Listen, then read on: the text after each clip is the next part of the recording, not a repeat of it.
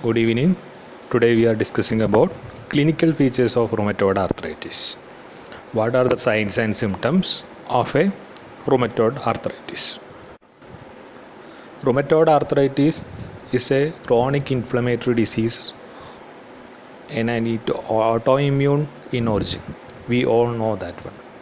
So it is mainly affecting in the joints and other part of the body. Okay. First, we are looking at the predominant symptoms of rheumatoid arthritis: morning stiffness, fatigue, anorexia, generalized weakness, vague musculoskeletal symptoms like pain, weight loss, etc., are predominant symptoms of rheumatoid arthritis. We will look each and every portion of this later. First, we will look the main signs and symptoms. Rheumatoid arthritis symptoms can be classified into two types. One is articular features. Articular means joint affecting signs and symptoms in rheumatoid arthritis. Next one is extra-articular features. Other than joint, what manifestations are there? That comes under extra-articular features. So articular features, it already told, it affect in multiple joints, symmetrically in nature, usually present, and it is more than 5 joints are affected commonly. It first will start from the small joints to the bigger joint. Why? Because the already we know the small joints like first phalangeal joints or tarsal joints, and all small joints where there will be little synoviums present. So the pannus formation will be very fastly formed, and the joint deterioration and erosion, everything will be very fastly compared to the bigger joints like knee joint. It will take little time. And symmetry. Why symmetrical joint nature? Because the pathology from the one pathology due to the fibroblast like synovial cell or synovial. So one joint, if say for example, if a metacarpal joints are affected, phalangeal joints are affected, then that synovial cells will migrate. In this migration to an opposite side, so right side affected means left side, obviously that synovial cells will migrate to there, and there they produce disease. So likewise, equally distribution, right and left, equally symmetrical distribution and multiple distribution, and more than 5 will be there in synovial joints affected will be there. So moving to the articular features, firstly it will affect interphalangeal joints. Interphalangeal joints are proximal, distal. These are mainly interphalangeal joints. Proximal interphalangeal joints are mostly affected. You can see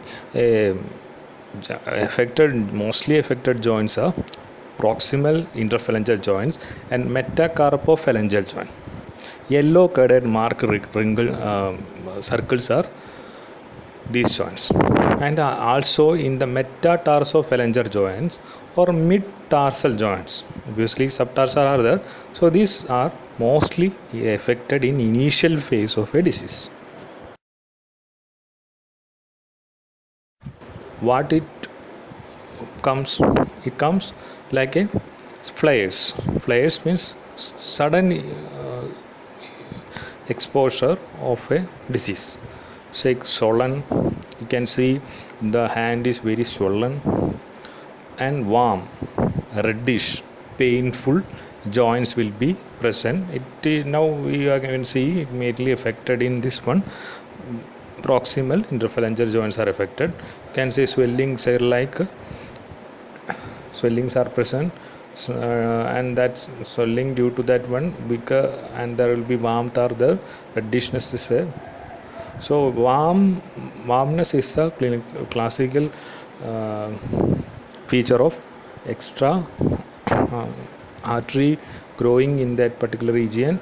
Angiogenesis are there, so that also comes when we are looking for the investigation or examination of your rheumatoid arthritis, comes in later videos.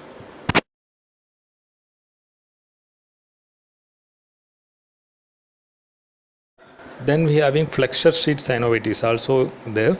So already you know this metatarsal bones are so affected. So here there will be metacarpal synovial affected, so that sheet will be synovitis will be there. So that also clinically we can say. What else we can see in this area? We can see the muscle wasting, foamy and gutters. How gutters means, if in your road we are having gutter, so likewise gutters are there. You can see the gutters in between the metacarpal bones. So that is wasting of a muscle.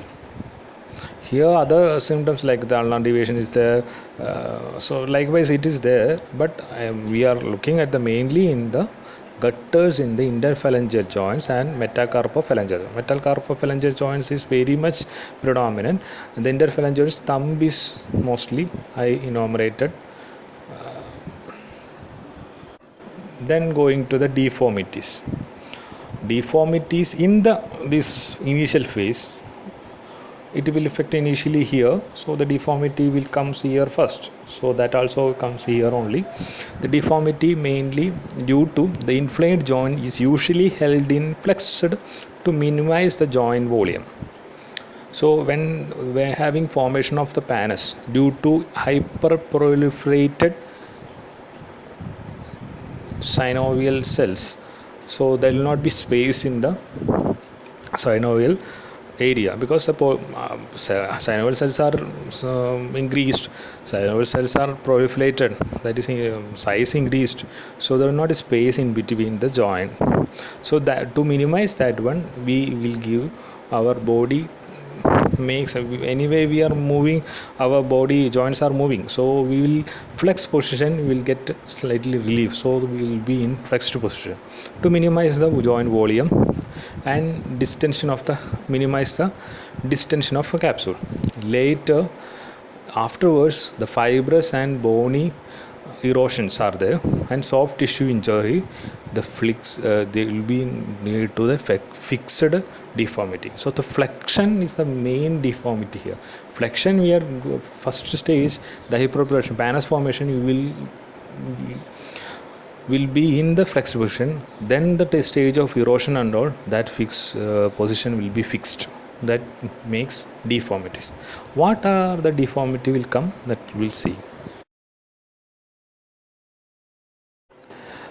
So the main deformity is like swan neck deformity. We'll look at swan neck deformity first.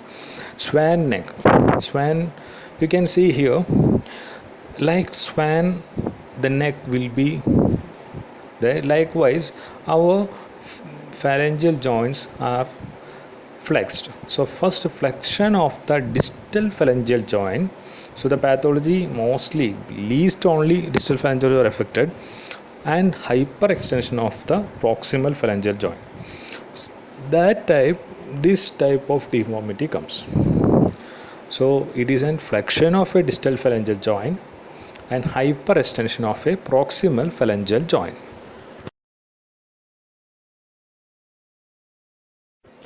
Next we will go for the Botinier deformity.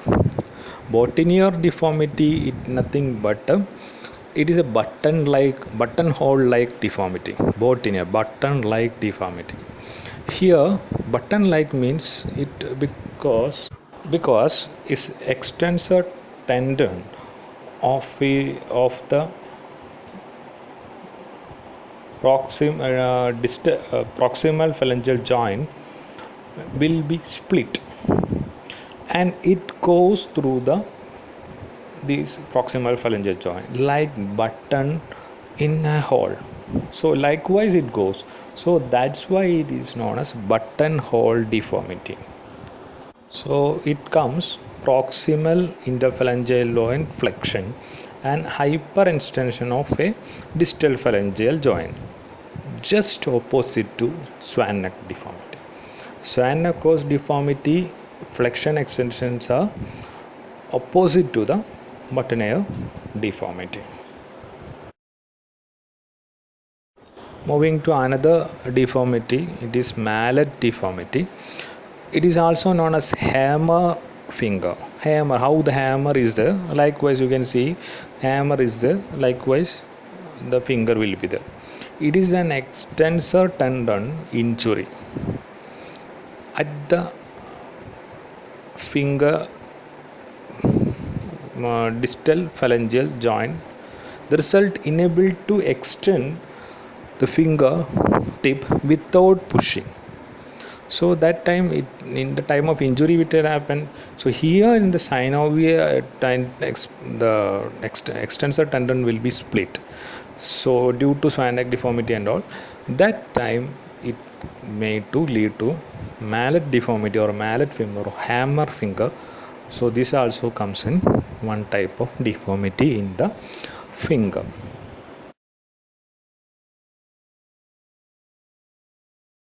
Next, moving to the ulnar deviation or ulnar drift. Drift means deviation or slightly sledging. Here, the normal straight line of our body will be deviated in the ulnar area, and there will be that side the deviations are present. You can see our body finger slightly turned to our right side. So that is known as ulnar deviation. That is because the wrist joint and in the metacarpal joints, both joints are affected due to synovial side. That lead to an ulnar deviation or ulnar drift.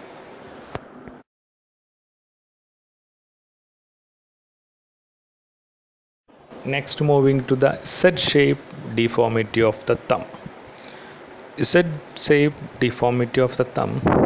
Here there will be flexion of a interphalangeal joint of the thumb, and it form like a Z form. That time we can termed as Z form deformity.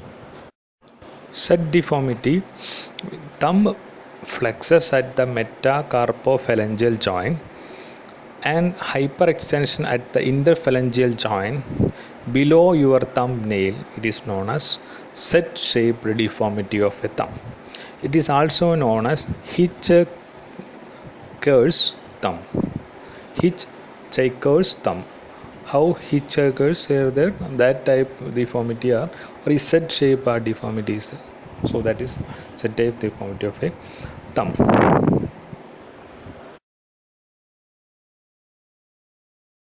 Next we are having claw or toe deformity. The toe are either bent upward from the joint at the ball of the foot, downward at the middle joint, or downward to the top at the top of a toe and curled under the foot. So that is clawiness. We can say how our can visualize here when how cat will be claw will be done. Likewise, the clawing will be there either in the hand or in the foot.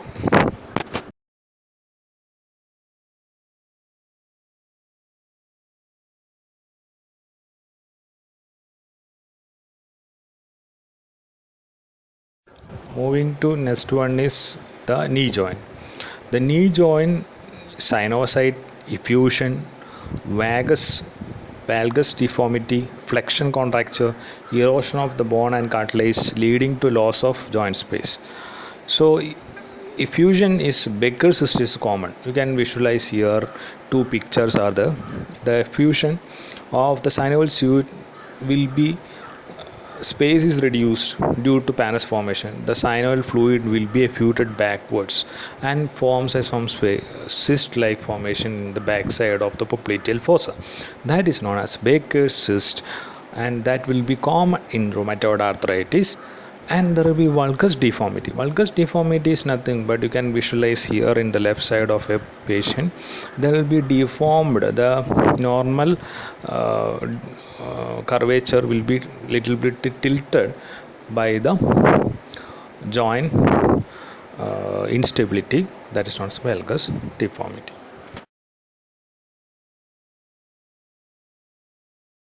Next articular feature will be hip joint. Becomes involved only more severely affected cases only, because as is this hip joint effect, even though it is a synovial joint, ball and socket joint, but affected only little time.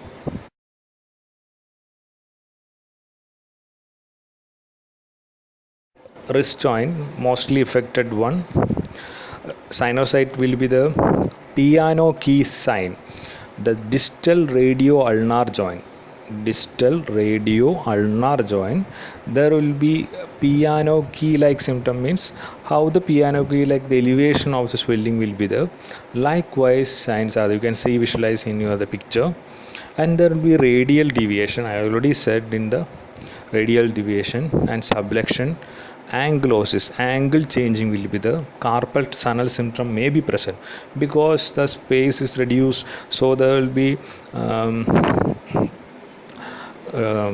carpal tunnel symptom, means obviously the carpal tunnel will be contracture will be the, so the inside there will be medial nerve and ulnar nerve will be mainly it contracture will be the, that will cause the carpal CTS or carpal tunnel syndrome.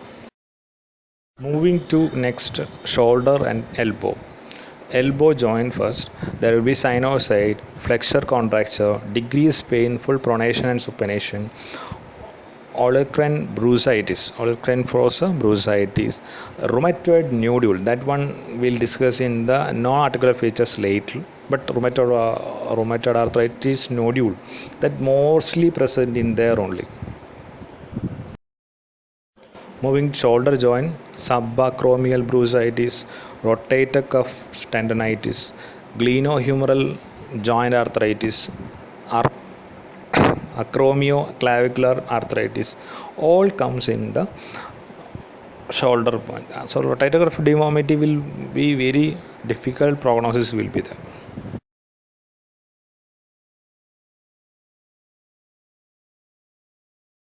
Then come another one is temporomandibular or acromioclavicular or sternocleidomastoid or cricoarticuloid joints. So these joints are affected. How we can do that?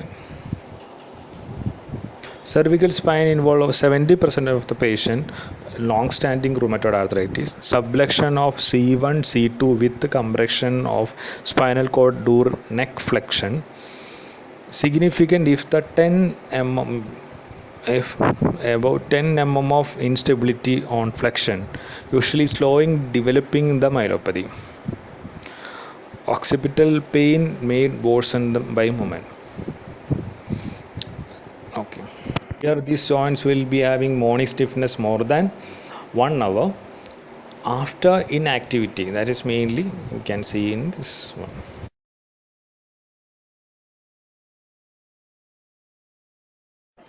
Moving to next is non-articular features, manifestation or more articular features.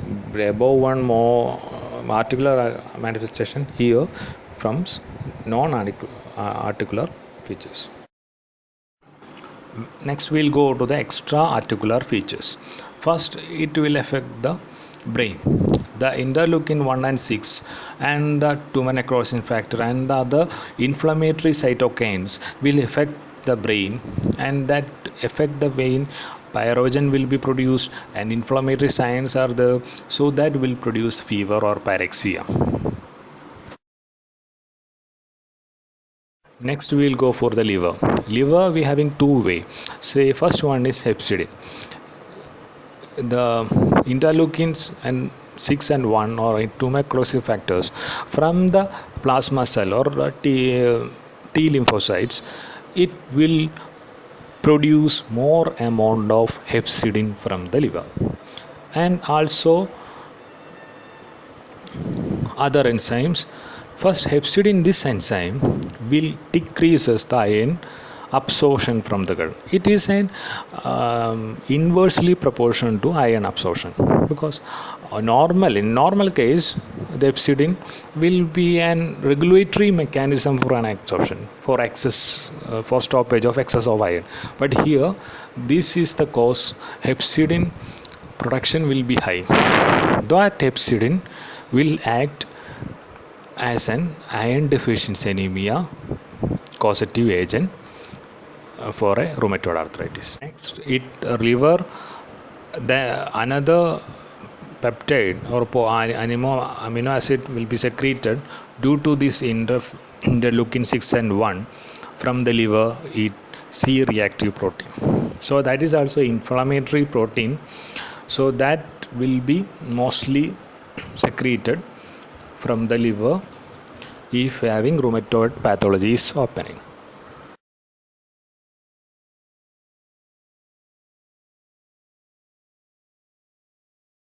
In the blood vessels, there will be atherosclerotic changes. The atherosclerotic plaques are there that will cause excessive amount of cholesterol deposition and lead to a stroke and other pathologies to the rheumatoid patients. Next, moving to the lungs. How the lungs will be affected? Gas exchange will be reduced. How the gas exchange will be reduced? The fibroblast production will be there already. No synovites like fibroblast will be there. That will lead to a scar tissue formation. Scar tissue formation in the interstitial area of the lung. There will be alveolar area and there will be bronchial area, and in between that interstitial area lined by a fibroblast like tissue that has scar will reduce the recoiling capacity of interstitium. That will lead to a less gas exchange. Less gas exchange lead to less amount of oxygen supply and more partial pressure of carbon dioxide. Next, in the heart there will be pericarditis, inflammation of the pericardium, inflammation of the endocardium also will be there in the rheumatoid arthritis. Rheumatic fever and rheumatic arthritis is little bit different. Rheumatic fever, first there will be effect in the heart, because rheumatic fever mostly affected in the children. This type of genes already we studied human leukocyte HLA, DR4 and DR1. Likewise, gene pathology is there, but here the pathogen comes a role. That pathogen, that many streptococcal bacteria, that type of bacteria, our own antibodies are produced to kill that bacteria, but that bacteria itself having some similarity between our lining of a cardiac tissue, so that it will attack our cardiac tissue.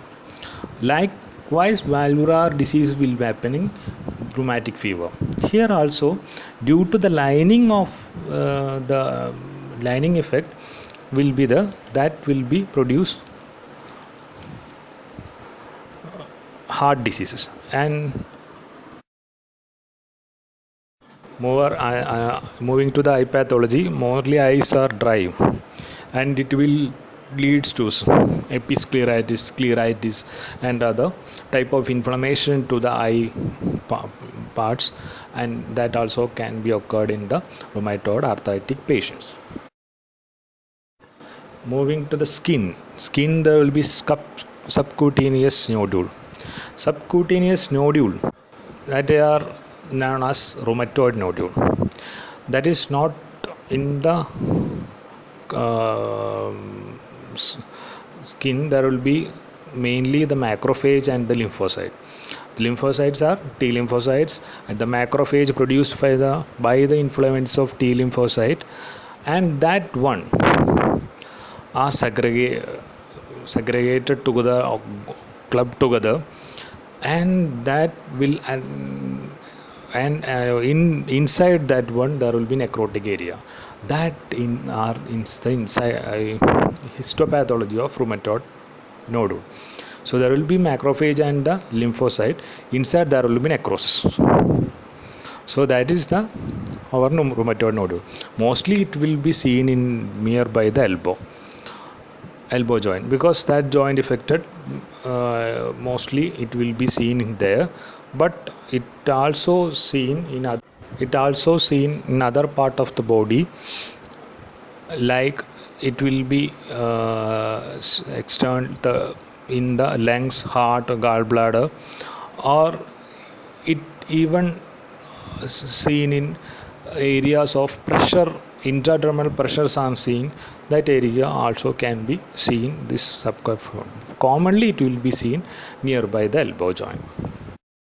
We having um, our muscle, there will skin muscle, there will be wasting of the muscle, or the muscle tissue will be wasted, inflammation of the tendons and ligaments, inflammation of the brusa will be that will be non-articular features. The other features like generalized lymphadenopathy, lymph nodopathy means the inflammation, because excessive lymph node production will be there, T lymphocyte production is there, so that inflammation of the lymph node will be there, the proliferation of lymph node, that will cause inflammation, excessive inflammation.